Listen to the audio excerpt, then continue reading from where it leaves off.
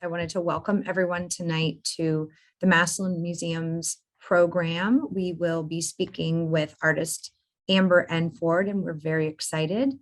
I'm Alex Nicholas Kuhn. I'm the Executive Director of the Massillon Museum, and I'm joined by some of my colleagues this evening. Stephanie Toole will be running the PowerPoint presentation, and she is our Education and Outreach Manager, and Kelsey Haynes is our Education Assistant. She will be monitoring the Q&A for us this evening. I did want to let everyone know we are recording this presentation, so we will be sharing it after the conclusion of our discussion so that you can reference it again and share it, tell your friends who may have missed it and your colleagues.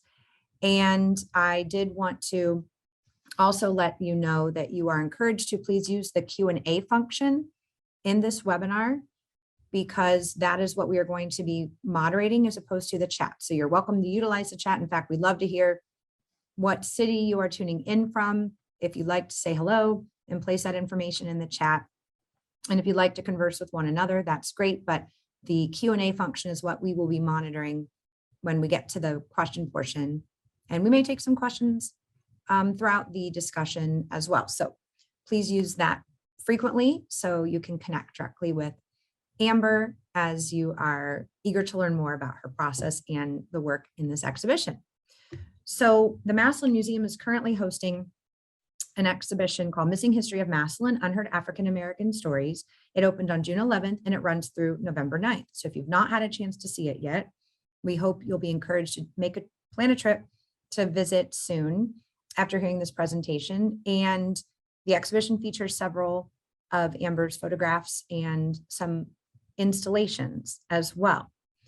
We have many funders for whom we are grateful that made this exhibition possible. They include operating supporters, Arts and Stark and Ohio Arts Council, a special grant from the Fernandez Hillebish History Fund at the Stark Community Foundation directly supported this exhibition, as did funds from Marathon Petroleum's Foundation, the Massillon Community Charitable Fund, and we had great partnership support from A Wise Way Productions and Sisterhood of Jewels Community Connections. Several other private funders also made the exhibition and the related programming possible.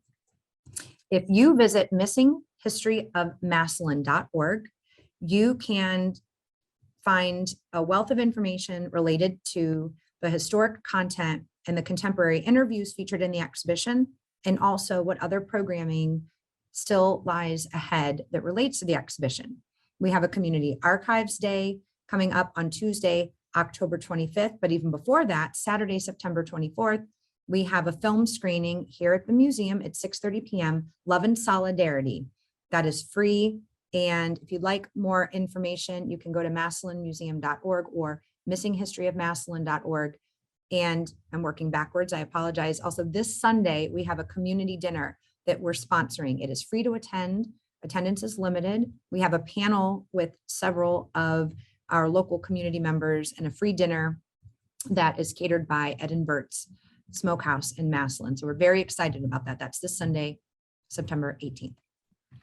Okay, so at this time, I would like to provide you with some context for the exhibition and then share with you some information about Amber, and then we'll welcome her to the screen.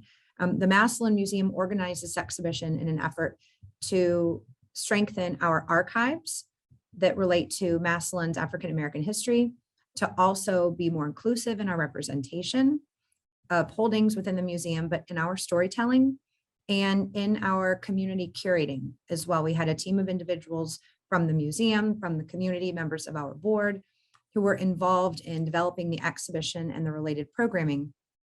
And the exhibition features the collection of a local historian, Marva Dodson, and her work she's done to safeguard the history of Massillon's Black community for decades. It features the contemporary photographs and installations of Amber Ford. It features oral histories conducted by Cyrus Azar and Bradley Grizzard of A Wise Way Productions. And it also features content from the Massillon Museum's archives. And together, these four components present just a glimpse into the rich history of Massillon's Black community And it is just the beginning of a concentrated effort on collecting oral histories and more stories from former, current, and future generations. So with that, I'm going to tell you a little bit about our esteemed guest this evening, Amber Ford. She is an artist and freelance photographer based in Cleveland, Ohio, holds a BFA in photography from the Cleveland Institute of Art. And while her practice is primarily in digital photography, she continues to explore other mediums like alternative photographic processes, printmaking, and collage. Ford's work in portraiture has gained national notoriety, appearing in publications like The Atlantic, Washington Post, and she has exhibited at the Museum of Contemporary Art Cleveland, the Kent State University Museum, Transformer Station, Spaces Gallery, Youngstown State University, and more. Her work explores Blackness, identity, and culture while questioning the accepted idealized conceptualization of truth. Ford describes her artistic practice as, quote, collaborative engagement between photographer and sitter, end quote, wherein she establishes a platform to which the sitter constructs themselves. This allows the sitter to show up how they would like to be seen, unapologetically, and engages them in the conversation her work prompts. Amber was a recipient of the Ohio Arts Council's Individual Excellence Award in 2017. She is a 2022 MoCA Cleveland Artist in Residence, where she is exploring the duality of dying and healing. She is formerly the Space Activation Curator at Third Space Actions Lab, a grassroots research, strategy, and design cooperative located in the Glenville neighborhood of Cleveland, Ohio. I first saw Amber's work in person at Third Space, where she had presented her portraiture and storytelling related to that neighborhood.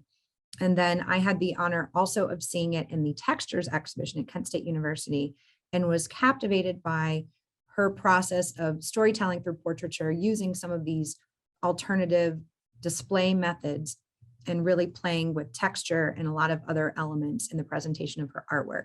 And so when the Massillon Museum endeavored in this project and wanted to have contemporary representation of Massillon's Black community, it was without hesitation that we extended our invitation to Amber. We knew that she would really do the project justice and forge a connection between our community and the exhibition that would be beautiful and powerful. So with that, Amber, I would love to welcome you to join us by camera in the conversation and say hello to everybody. Hello, everyone. Alex, thank you so much for inviting me to be a part of this exhibition and for organizing this artist talk as well. Absolutely. I'm so glad you could meet us. I know how busy you are. You're in the midst of working on numerous projects. And before we dive into some of those and talk about the work that you did for this particular exhibition, I'd like for you just to tell our audience a little bit about yourself, your what brought you to photography as a medium, and maybe even talk a little bit about some of the projects you're working on now. Yeah. So little old me, I grew up in Cleveland, Ohio, a suburb of Cleveland, and I had the opportunity to take a numerous art classes in high school, one of them being film photography, and that's where I learned my love for photography. I was able to explore black and white and color, 35 millimeter, and started to dip my kind of like toes in digital photography, which led me to decide to then further my education in undergrad in photography. As you mentioned in my bio, I graduated from the Cleveland Institute of Art. In addition to working at Third Space Action Lab, I've also have had the opportunity to work for the Cleveland Print Room, which was my first job out of undergrad. I was helping teach after-school programs through a grant that the Cleveland Print Room had just got from the Cleveland Foundation. In addition to that, I have worked also at CIA as the technical specialist within the photography department, helping manage the department, and working alongside the professors that taught me, as well as managing some of the work study students and things like that. Since graduating, I've been trying to continuously have a personal practice as well as freelance photography, as well. So people often commission me to do projects or photograph for articles like you mentioned the Washington Post. I've shot for the New York Times, the Wall Street Journal, and along with some other places as well. So I'm fascinated by that process for photographing when it comes to a journalistic project like the New York Times or the Post. Mhm. Can you share a little bit about what that, how that might put you in a different frame of mind when you're tackling that assignment, or maybe how you treat it differently than pursuing a project like the one you've worked on with the museum? Yeah. I think when I'm photographing for someone like the New York Times, I'm working with the editor, and usually the story is probably already written or at least in development, and they have a little bit of an idea on how they would like to illustrate. So they'll give me a couple of suggestions or pointers on how they think that um, they want an image to appear within an article. They also like know like what the format may be, like whether or not a horizontal format or vertical format makes more sense if the piece is going to be printed or if it's going to just live online and things like that. But it, how I photograph for those publications are also similar to how I photograph in my personal work, because a lot of people, whether it is like the news publications or if it's someone like locally that's commissioning me to do a portrait, a lot of times they are introduced to my personal projects first. So they are really interested in how I approach portraiture when I'm just maybe doing projects for myself. And they welcome me to bring my kind of style into play. But I have noticed a lot of times when I'm photographing for publications, I'm shooting maybe a lot wider than I typically do for my personal portraiture, because I'm also trying to bring more into the environment to help out with the context of the story. But it really, I guess it kind of depends. It's with my personal practice. If the place is really important, then you'll see more of that kind of show within the photograph. Or if I'm really trying to focus on the person, then I'll make the decision to really just kind of like focus on the face, if that makes sense. Oh, that's really interesting. And that does make a lot of sense. And I'm so glad you used the word environment, because I, one thing that I've felt is very present in all of the work I've seen of yours is a focus on the importance of environment, whether it be environment that's unique to the individual, if it's a human subject, or creating a sense of place, or a sense of time. And so one thing that I've always been really interested in when I've seen your work is how you make some of these decisions to play with scale and play with texture. And I wondered if you could speak a bit to that, and maybe that's more, with regard to your considerations as in more in the artistic realm, I Mhm. guess, than the journalistic one. Yeah. Um, I think when I go out and I photograph, because now I mostly just do digital now. If I do film, it's for personal reasons, and usually they don't necessarily like get shown anywhere. But when I'm doing digital, obviously, I have more than a 36 roll. Like I have more than 36 shot, or 12 I'm doing medium format, things like that. So I have now the room and the opportunity to play a lot more. And because sometimes I know that there's only going to be 1 or 2 shots that's going to be shown. And then there's other times like the exhibition where I know there are going to be many individuals being shown together. So going in a project like that, I really wanted to make sure I had a variety of shots for each person, because then when it comes down to the editing process, for me, although like sometimes like my favorite photo may not even be the one that I pick, because I'm also because when it comes to the display and how it's going to live in whatever environment it's going to be, whether that is like online or in person, I'm also thinking about that image in relationship to the other ones that's going to be around it. I did for this, like for the Massillon show, because each person chose their location, and I think that the location was important to their personal stories. A lot of them you do see a lot more space around them within the frame, so you get a little bit of a glimpse of where they are within the community. For an example, Linda, she used to work at the hospital, so you can see that she's in the hospital parking lot. Or Sherry, who was worked on the at the fire station. You can see the fire trucks behind her, and I wanted that little bit of information, or I guess a lot of bit of information, because then when you watch the videos produced by Cypress, that it's making sense, their story and their history within the community. Thank you for that. I think Stephanie is going to screen share so that our audience members can have some context for some of those images of Linda and Sherry.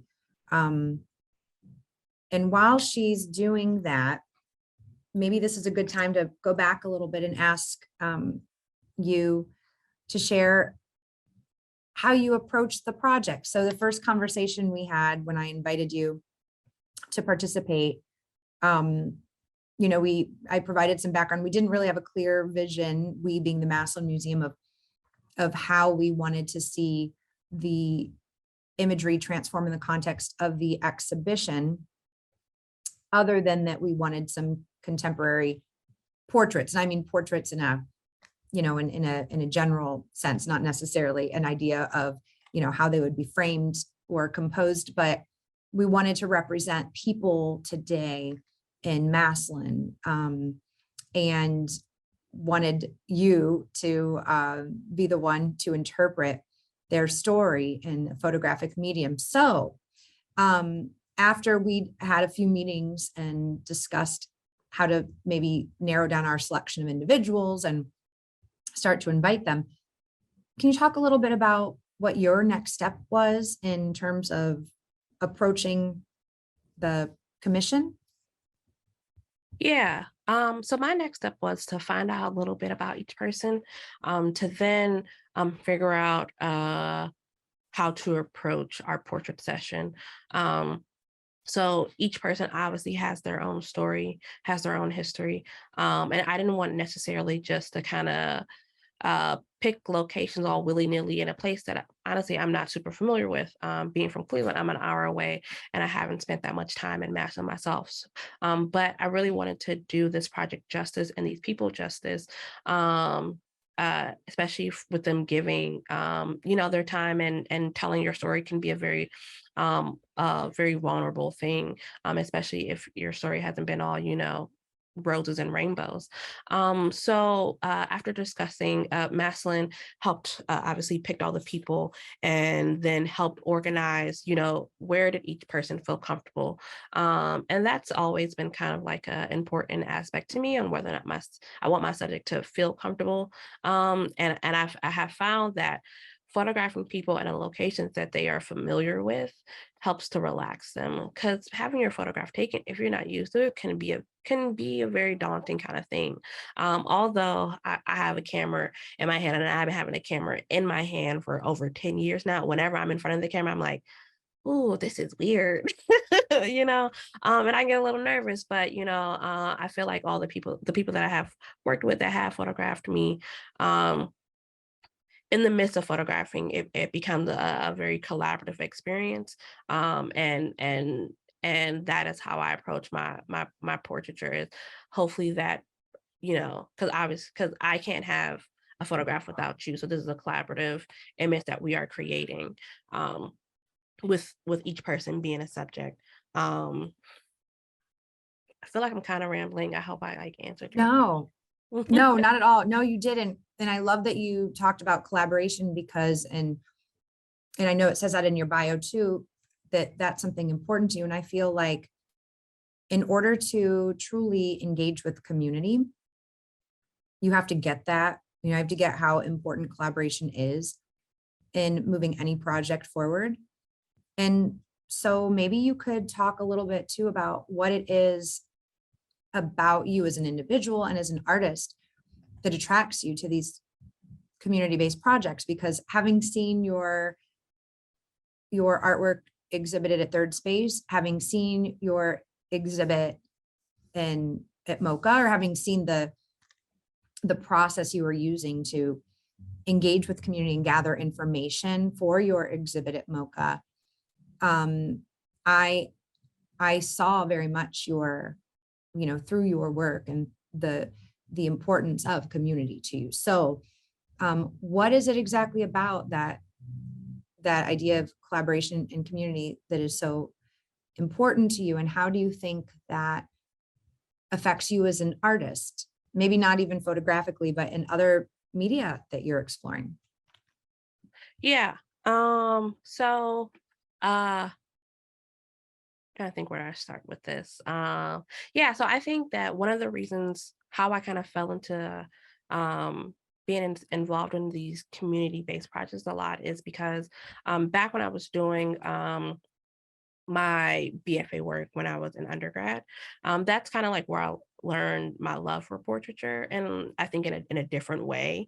And that's where I kind of really started to see portrait photography and the personal projects that, at least that first personal project that I developed, as a really collaborative engagement. Growing up in a suburb of Cleveland, and then going to a predominantly white institution. Although I did love my time at CIA, I think that CIA was really great for me. That's not necessarily all the case, and there's a lot of institution historically that African American folks do not feel comfortable in, and we do not see ourselves within those spaces, and it can create a harder, I guess, route or path. So um, after undergrad, I really wanted to contribute to the collective archive of positive images of Black people. And so when I am commissioned for projects, I really consider or have that in mind, and whether or not it is in line with what my larger goal is. Because there growing up, there were so many like negative images of Black and brown folks that I was seeing. And as a photographer, I wanted to create a space that when I'm photographing people, that they feel that they have the authority and some say so in how they are being photographed with it, because like this images will be out in the world. And I think because I was seeing so many images that were not that kind of became like somewhat of like my silent mission, if that makes sense, with both in my personal work and within my like professional practice as a freelance photographer. I think that's so beautiful. And I think it's so important to give individuals a sense of agency in terms of how they're represented and their stories are told, but also to understand the importance of making it a silent mission or a more vocal one, and taking charge of helping ensure this history is represented. And I think I see you doing both those things, and it's attracting people like the museum to reach out to you to help create that larger archive.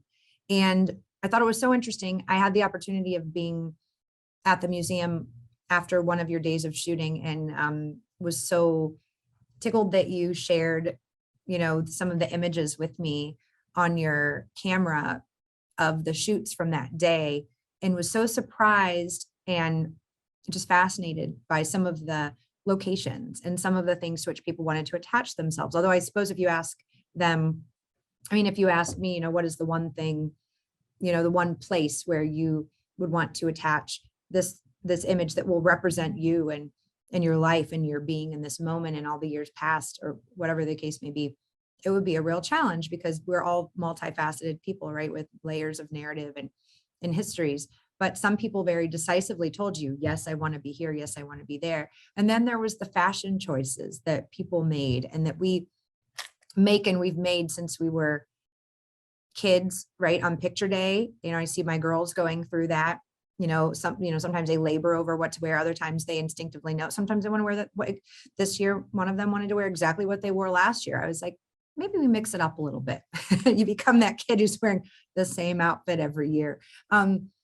But people feel comfortable and confident in certain environments and certain clothes. So maybe we could have Stephanie go to the picture of, I'd love to go to the picture of Sharon, because you photographed her in her home. And maybe you could tell us a little bit about, obviously you want to maintain, the personal relationship that you have as a photographer and subject in that space. I don't want to pry too much, but for what we're able to see reflected in this image, can you tell us a little bit about what she sort of dictated, or how she dictated she wanted to be represented? Yeah. So for Miss Sharon, who was such a pleasure to photograph, she graciously allowed me into her home to take her picture. And with having some casual conversation, I found out that one of her previous jobs was cooking. So obviously food and being in the kitchen was a big part of her life. And I thought with the beautiful light and just with the character of her kitchen, that would be the perfect space to kind of allude to her story. She had this fire jumpsuit combo, very comfortable, which as you should be, not just with taking your photo, but with you being in your home.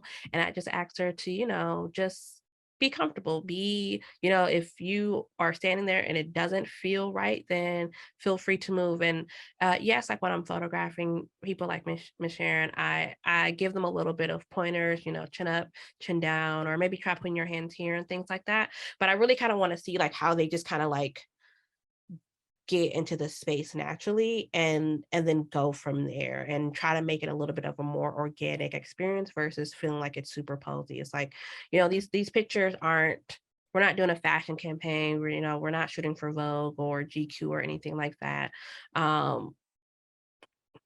So I don't like, so my approach is different, is what I'm kind of saying. So, and she was just ecstatic to get her photograph taken. And I try to give people like little peeks as I'm photographing them so that they can see how the pictures turn out. Because if you haven't had your photograph professionally taken before, what you think how it turned out may be very different from what is on the back of the screen. And once you kind of get a glimpse of that, you'd be like, oh, and they just get even more kind of like, okay, well, now I want to try this now that I've seen, and things like that. And yeah, we just kind of moved around inside and outside of her home.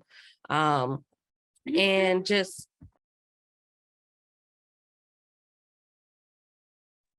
sorry. um, and yeah, and as you see in the previous photo, so although the portrait of her that I chose was inside and not outside, we did take some pictures outside, but then I also decided to photograph an outside space of her home and use that as part of the installation. And I'm really enjoying this kind of collaging of images on top of each other within the real space. And for me, it makes the photographs I feel like just come to life more, and it makes this 2D image become more sculpture, become more 3D. And I feel like now you can be a little bit of more immersed within the space. And it's funny seeing this photograph. The wall is pretty big and Miss Sharon is looking a little small. But I'm pretty sure that photograph itself is like at least probably 24 by 36, which is a pretty decent size like portrait. But yeah, we put it on this big massive tree. I I love this installation so much, and and Miss Sharon was really breathtaking by it. And you know, it reminds me, your approach to some of the objects in her home and in her yard reminds me of this exhibit. Did you see that Annie Leibovitz exhibit at the Wexner several years ago? Her portrait exhibit of a lot of famous people, but as seen through the contents in their homes or their personal belongings. Mm. So some of which were in museums. Some Mm-hmm. portraits of Elvis were represented at, you know, the museum holding his content, and Abraham Lincoln, the same. Just how artifacts and personal belongings tell so much of a, you know, can tell in so much of a biography, excuse me, of a person. Yeah. And I think in concert with the portraits of those individuals, there's just a really beautiful conversation that happens. And so I wondered if you could also talk about what led you to, so you talked about, you know, getting to play with collage Mm-hmm. in that scale. This is actually a really large portrait, but it looks sort of dwarfed here when you see on the wall, but she's sort of at eye level Mm-hmm. with the viewer when you come in to the space. So it does kind of immerse you, as you said. Maybe Yeah. we could also look at the other installation that we have an image of. And can you talk a little bit about how you developed that process and what sort of brought you to some of those compositions? Yeah. Um, one of the what are the words I'm trying to say? When I'm photographing people, whether they're short, average, or tall, I try to get on their eye level. They're people Sometimes people don't realize that how important, I think, make it like that is like that is an intentional decision. Because you can photograph people from above, you can photograph people from below or eye level, and all of those say something different. Because Black and brown people can be dehumanized so often. I intentionally make sure, like, my photo, like, I am on the same level as my subjects, my collaborators. I'm not photographing below them. Also, I typically photograph my subjects also big, so you're kind of feeling like you're standing like right in front of that person. They're not necessarily like life size, especially if I'm doing like a full body picture or anything like that. But it is a very intentional decision and different feeling than if I were to, print these like 8 by 10 and things like that. At the With the exhibition at through Mocha at Third Space, that was the first time that I was able to experience kind of like an installation in this similar matter. For those who didn't visit the exhibition, I covered the wall with one of my complete wall with one of my photographs that was of hair, very, very textual. You getting like swallowed by it, hopefully in the best possible way. And then I chose to put my portraiture on top of that. And I really love that, and am interested now that a little bit more within my when installing work, because when I'm photographing these people and I'm in these environments, I'm noticing a lot of things that I think um that are also like important to that space in a sense, and figuring out how can I use a little bit more of my images. So I felt like some of the figurines within Miss Sharon's home, I felt like it was important to also show them, and that's just like another, that's like an alternative type of portrait for her. And I think like the photographing of people's things or important places feel like an alternative type of portrait. And when photographing those things or spaces, I'm thinking of them as if I was photographing people as well. Um, yeah. I love that. I so appreciate that. And having seen that installation at Third Space, that luscious green, it was green, right? The I like think the backdrop. It was black, mostly Oh, like was it black all and black? brown. Yeah, because it was hair. I don't know why I'm remembering bits of green.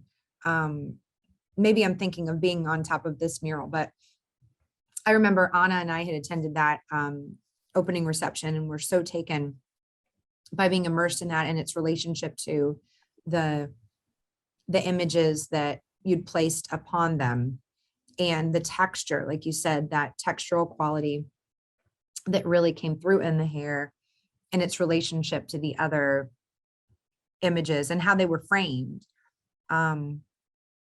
as well, on lying on top of that background. It was just, it created just really interesting dimension and was luscious, and really forced you to look at things you might not normally look as closely at. And it was also beautifully, everything was beautifully printed as well, which obviously makes a big difference. But I was so happy to see this environment change and be so enlivened in such a beautifully composed artistic way by your contemporary vision. And I know that it made the individuals who were photographed feel so, not that they aren't confident and they don't feel special for numerous reasons, but there's just something, there's something really special about seeing yourself in a space where, not necessarily the fact that it's a museum, but a space where others can come and congregate and have conversations around the, the topics that we are addressing. And it is a proud moment. And I know a lot of people were very humbled, especially by the scale. I don't think they knew what to expect. And I don't think they imagined they would encounter themselves on that scale.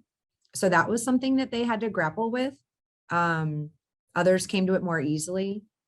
Some people stayed in the space and talked to people and stood by their images for much longer periods of time than others. I think, there are varying levels of comfort with being that kind of vulnerable, or maybe having that kind of level of attention. Mm-hmm. But others, Stephanie, if we could go to the portrait of Sherry Jackson, who was the firefighter.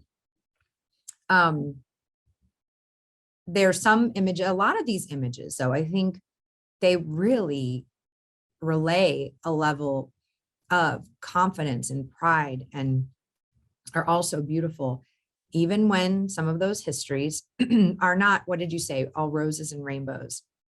And Sherry's story is one that is really laden with a lot of trauma and and heartache. Yet she came to this opportunity in this conversation with you, this collaboration. She showed up in this fierce, really incredible way. And I wonder if maybe you could, talk a little bit about the extent to which some of the subjects shared histories with you, Mm-hmm. or maybe just kind of showed up. I'm sure it varied. Yeah. So Miss Sherry Jackson, when I saw her on set, I was like, I am underdressed. She came just so amazingly. And after hearing her story, because we talked throughout the shoot, I want to say we maybe spent maybe around 45 minutes to an hour together. I don't exactly remember, but hearing more and more about her story, I understood why. It's like she went through so much, as you say. She has gone through so much trauma, so much pain, and be, she had to like grow, for lack of a better word, like tough skin in the world of firefighting. And now being retired and things like that, like she deserves to show, she deserved to show up in any room, I'm not saying that she, went in any other circumstances, but I was just so happy that even though knowing that this woman went through all of these things, that, she doesn't necessarily let that dim her light. Because end of the day, like firefighting is what she wanted to do. And although there were people in the force that made that very difficult for her, being in that position, to save lives and for people in the community to entrust you was really really important to her, and she stuck it out as long as she could. And I was just really glad that she just wore something that um just I feel like made her shine and created this softness in this space that kind of hardened her, but um didn't necessarily dim her light, if that makes sense. She is a strong Black woman, and who has a very complicated and traumatic story, I think. Um, but and I think that within this frame, I feel like you can see all of that. If, or at least I can, but obviously, like, I had a conversation with her, so like I know more than maybe some who may not know who she is and things like that. Um, but yeah, there were too many to choose from with her. I I bet, and I know, and what you're alluding to is as yeah, Massillon's first female firefighter who fought discrimination lawsuits, who endured a really terrible time. Um, I think you described it perfectly. She did not allow that to dim her light and her passion for what she set out to and succeeded in doing, Mhm. and being a civil servant and a firefighter. And she will be one of our panelists speaking at the community dinner on Sunday. And she said, you know, that if you give me a microphone, I'm going to tell it like it is. I said, I hope you do. Yes. You're given a platform. We need to have these conversations. They're not all, say what you said again, roses and rainbows, but we need to be able to facilitate safe and civil, honest and open discussions in order to come to a place of healing. And art is such an incredible, powerful vehicle for doing that. And your photographs have really helped in shepherding these conversations.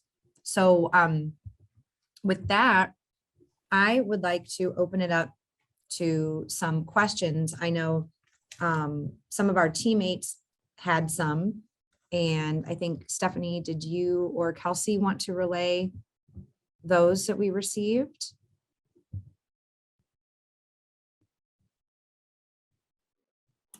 Yes, so the first question we have from the audience is, what advice would you give someone wanting to get into photography? Yeah, great question. Um, I would, as simple as it sound, I would just say, just do it. We are now in a world at a time where even if you necessarily can't afford a big fancy camera, which I don't necessarily suggest to start out with a $3,000 camera, because that is a lot of pressure. Using your phone. A lot of people may assume that it is the equipment, and yes, it is nice to have really nice equipment, but if you don't know how to use it, if you yeah, if you don't know how to use it, then it doesn't really matter. I think that, use the tools that you have, work for you. And when you can, just snap photos, whether you're just out taking a walk, or even if you attend an event and you're not necessarily being paid to do, like, explore the types of photography that you are interested in, and find people out there that are doing them. Follow them on social media, meet them in person if you have the opportunity. um and yeah, feel free to reach out to people. I mean, the worst that can happen is that they don't respond, but I think that people, especially young people that are trying to start out, people are usually like really responsive. And you can always call me if you needed some advice. I try to get back to people and help out as much as I can. I love that. Thank you for extending that offer. Okay, and so what is your favorite part of working with portrait subjects? And do you have a challenging shoot that you recall, and how did you overcome the obstacles that presented? Yeah. I think um I think one of my favorite things about portraiture um is the I think the, like, light that it gives people, like, when they've seen their own photograph, and maybe they've never had their photograph taken, maybe they've never had a photograph that they like, and and they see a picture that I've taken of them, and they really love it. And I think that is just, for me, that's kind of like what it's all about, and really a rewarding kind of, like, close to a project.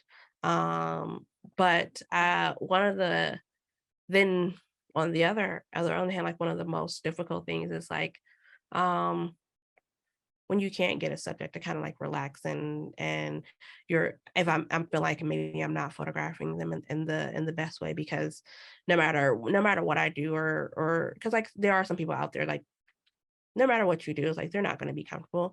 And it took me watching a part of a master class that Annie Leibovitz taught taught online. And I don't remember the exact quote, but she talks about how, like, for her as a photographer, she didn't feel like it was her job to make someone like comfortable. She was like, I'm going to photograph you and all of your awkwardness, because if that's authentically you. And I had never thought of things like that.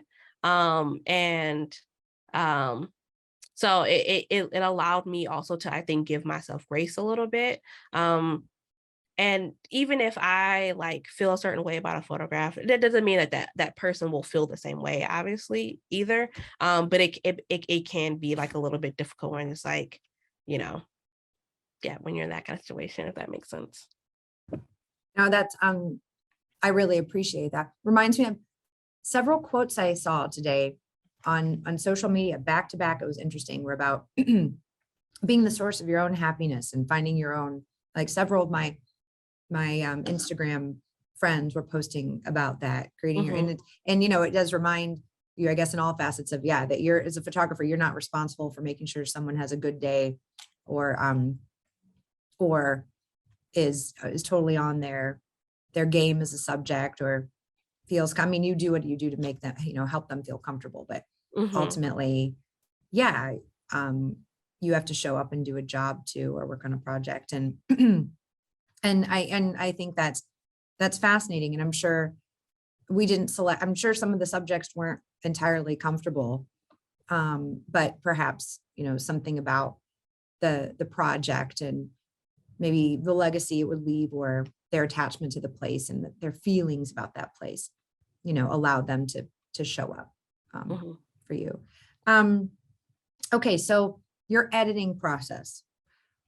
Do you have headphones in? Does it have to be completely quiet? Are you someone who works late at night? Is there a particular music that you like to listen to, or what is it like when you're sitting down for the digital work and you're ready to get to it? What kind of state of mind do you have to be in? Can you tell us a little bit about that? Yeah, for sure. Yeah, I don't necessarily need to be like super quiet or like that. Honestly, sometimes I've done better. I do better editing with folks, just to have like a second set of eyes, because I am very attached to the photographs in a different way from someone who obviously was not on set, or who is not a part of the project at all. So having someone to sometimes like, hey, like, look at these three for me, and see which one do you feel like is the strongest, because I may choose an image that's not the strongest, but it's because it probably has more sentimental like value, because I like remember like maybe what was happening in that exact moment. But I do like listening to music, which is why I prefer one of the reasons why I prefer photography over video, because when you have to work with audio, it's like, dang, I can't have my music because I gotta like listen to this audio. So with photography, I'll either have NCIS playing in the background, or I will pick an album that I know I love from start to finish and just play it. That way, if my phone was on shuffle, I don't have to worry about like keep getting distracted. Like, oh, I don't want to hear that song. Like, oh, I'm not feeling that right now. It's like, no, I know I love Black Puma's album. I'm going to play Black Puma's right now, or I'm going to play Tyler, the Creator's Flower Boy. And like every song is fire, and that's kind of my, I think kind of like editing style. I usually like edit like afternoon or evening. I'm not a big morning person. I need to like kind of like roll into the day a little bit slowly, I think, to be like the best version of myself. And I'm also slightly a night owl, so like sometimes I'll be like editing like a little night gremlin in bed. But as long as the work is done. I now have this this little vision of Amber under the covers, like a little night gremlin editing at her keyboard. I love it. Your headphones on. Oh, thanks for allowing us into some of that personal space. I'm always really curious about, you know, how someone gets into that headspace, because it's a lot, especially if you're motivated by a commission, especially if you're tasked to bring your vision. I know we had several conversations about this too.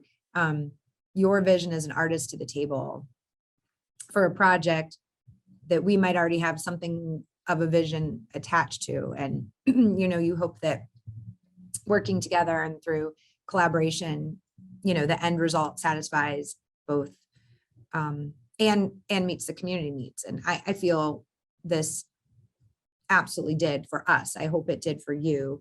I know it did for the portrait subjects. I know they were, as I said, so proud of being included, and loved how you represented them and made them feel. And that's huge. So That makes me very happy. and these become part of the, you know, we'll have conversations about this too, but how do these again become part of the larger canon of how Massillon history is told, right? Down the road. We're not interested in bracketing a moment of time and then keeping it isolated from the narrative. Everything you've contributed to and what this exhibition and all the corresponding programming is meant to do is open the conversation and be part of the historical and the artistic record of a community, and that it continue to be interpreted and referenced and part of the visual representation of this time, as well as the whole history. And it's a strange thing to be able to, you know, to think about actively documenting history. I mean, you do this with I'm sure you know you're doing that when you're working for the Times and the Atlantic. But in the museum world and other facets, it's just a really interesting thing to be paying attention enough to saying, okay, this moment is something that people will want to reference when they're trying to tell, you know, the story of a place or a time.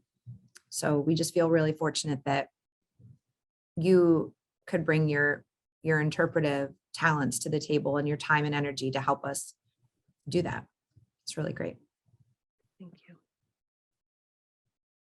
So are there any other questions? Any from fellow staff members or attendees? Or Amber, is there anything that you wanted to share about upcoming projects that you have that we can check out? And yes. So as many of you know, I had a 5-month residency at MoCA earlier this year. That will be an installation for their next cycle of exhibitions opening up at the end of January. If all goes well with the construction of the Cleveland Foundation, there will be an exhibition in their new building at the top of the year, opening at the top of the year as well. I think construction is semi on schedule still. I just visited and did a tour the other day. I think the building is finally fully enclosed, but still a lot of wires and a lot of dust, and a lot of things need to be done. But there should be an exhibition opening up around the same time as MoCA. That is all that I can think of at the top of my head. Usually if I'm not looking at my calendar, it's like, okay, I'm not worried about that thing for right now until it comes up. No, I totally those are two, I think, the bigger things. And the beginning of 2023 just feels like it's 2 days away, honestly. I know that's our world too. It's hard to it's hard to flip a calendar page and say, oh no, I didn't want to go to December, but it's right there. Yeah. It's so close. But that's exciting. So winter 2023 is going to be an exciting time for Amber and Ford in terms of us being able to see her artwork in Northeast Ohio. And of course, you can visit the exhibition here, Missing History of Massillon, Unheard African American Stories, and see Amber's amazing installations and the portrait subjects through November 9th. And we hope you'll join us. And any closing thoughts, Stephanie or Kelsey or Amber? We're at 7:30. Oh, Yeah, nice. thank you About so that. much, Amber. This has been such a wonderful experience getting to hear you talk about your work and learn more about your process and inspiration. So thank you so much for sharing your time. Yeah, no problem. Thank you, guys. Yes, we really appreciate you. Everyone follow Amber and her work on across social media. Contact her for amazing art commissions and send her lots of love. And we hope, Amber, to work on other projects with you in the future. We wish you the best. And as Stephanie said, thank you so much for sharing your time with us tonight. And thank you, audience members, for joining us. Have a great evening.